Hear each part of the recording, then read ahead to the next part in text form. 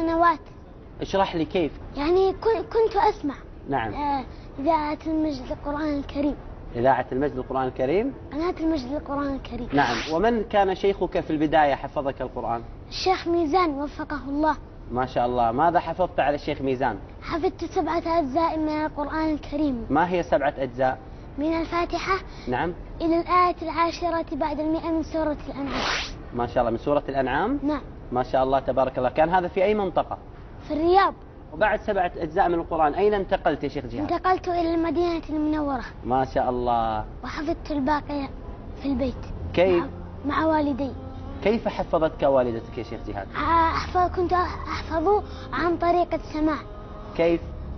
أي تسمع المقررة. نعم. ثم تقوم بتكراره آية آية. نعم. حتى تحفظه، ثم تقوم بتكرار سماعه، ثم تقوم بتكراره كله.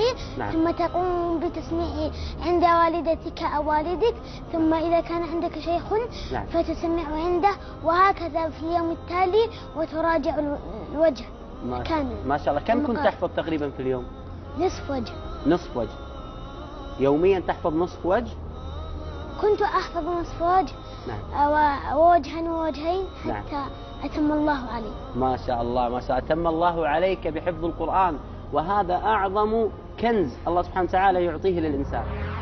من عجائب هذه القصة أن والدة جهاد كانت تسمع القرآن باستمرار منذ أن كان جهاد جنينا في بطنها. ولدت جهاد استمرت تسمع القرآن وتسمع جهاد القرآن حتى بلغ من عمره 5 سنوات. والله أعلم أن لهذا السبب حفظ جهاد القرآن بإتقان. شيخ جهاد حبيبي، نعم. كم عمرك عندما حفظت القرآن الكريم؟ 7 سنوات ولله الحمد. 7 سنوات حفظت القرآن الكريم كاملا.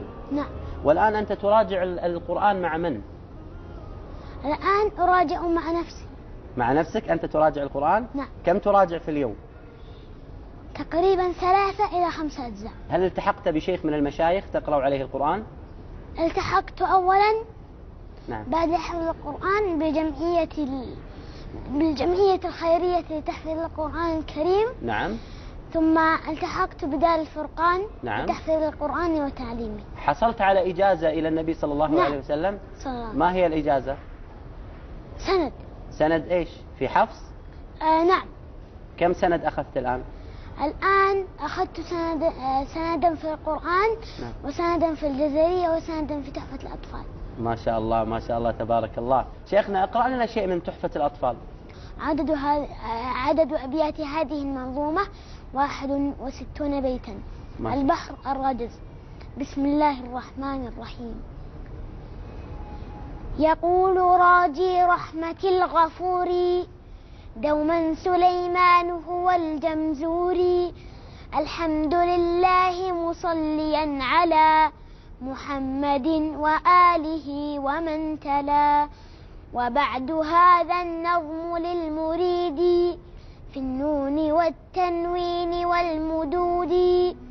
سميته بتحفة الأطفال عن شيخنا الميهي ذي الكمال. أرجو به أن ينفع الطلاب والأجر والقبول والثواب.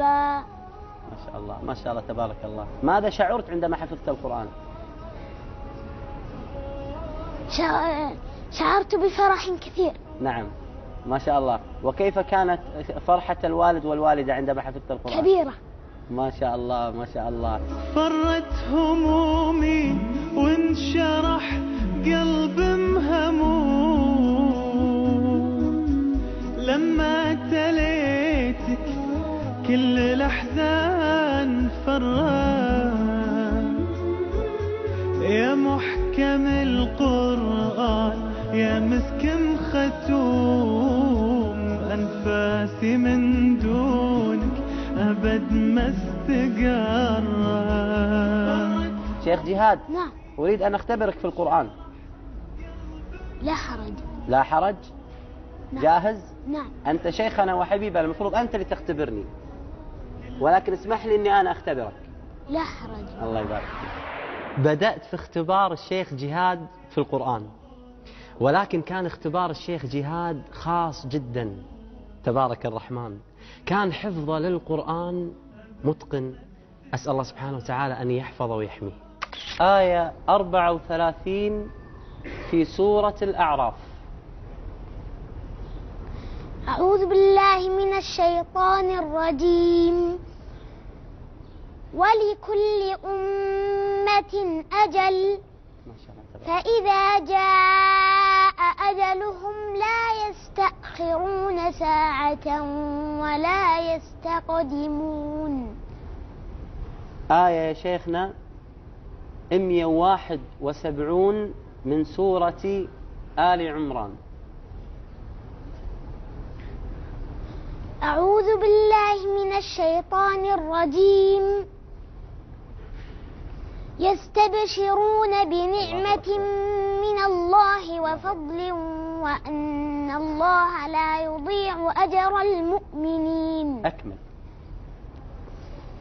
الذين استجابوا لله والرسول من بعد ما أصابهم القرح للذين أحسنوا منهم واتقوا أجر عظيم.